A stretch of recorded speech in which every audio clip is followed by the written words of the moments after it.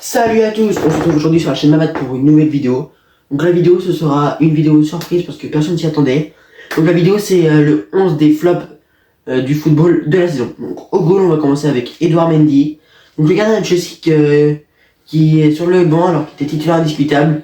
Depuis l'arrivée de Graham Potter il a été mis sur le banc pour aucune raison valable alors que moi je trouve que c'est un très bon gardien.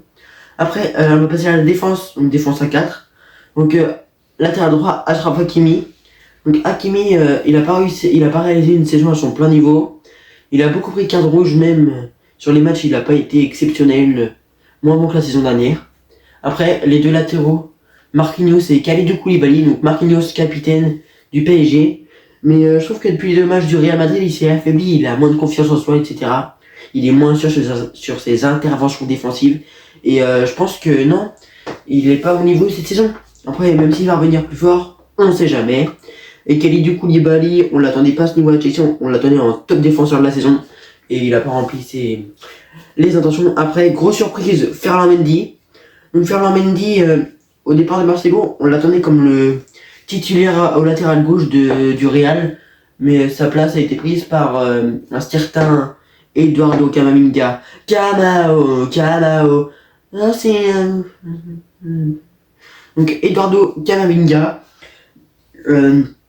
Qui a chippé la place à Ferland Mendy. Même si Ferland Mendy est très bon, il a souvent été blessé ces derniers temps. Et donc je pense que c'est ça qui lui a dû sa place dans ce 11 des flops. Donc après on peut pas dire que c'est tellement un flop le prochain je vais dire. Donc au milieu on va partir sur 3 milieux. On peut pas dire que c'est un flop parce qu'il a été blessé toute la saison, ce serait Paul Pogba. Le tricolore qui est parti de Manchester United pour aller à la Juve. Donc pour moi c'est un flop mais sans c'est un flop. Parce qu'il a quand même été bon quand il a pu jouer, mais il a souvent trop été blessé, ou des trop grosses blessures. Ce qui fait qu'il est dans ce top. Donc après, on va pouvoir parler de Marco Verratti, le Parisien, le petit hibou surnommé par le parc. Il n'a pas fait une saison à son niveau comme tout le monde dans ce top. Et il a trop souvent été blessé sur l'hygiène de vie. Je pense pas qu'il peut exploser tout son potentiel. Donc après, je vais mettre en 10, je vais mettre Messi en 10. Donc Messi, c'est un mi-flop. Parce qu'il a réalisé 6 très bons mois avec le PSG, avec des stats fabuleuses, stratosphériques.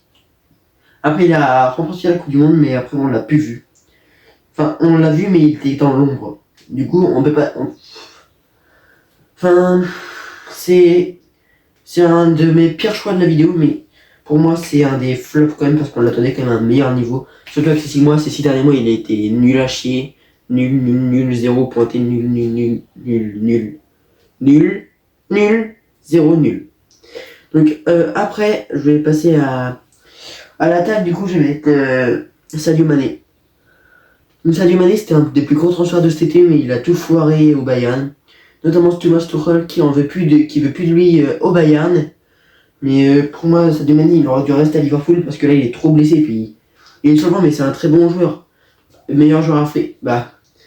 L'année dernière, il était meilleur joueur africain, mais là, du coup, je pense pas, vu qu'il a pas trop joué.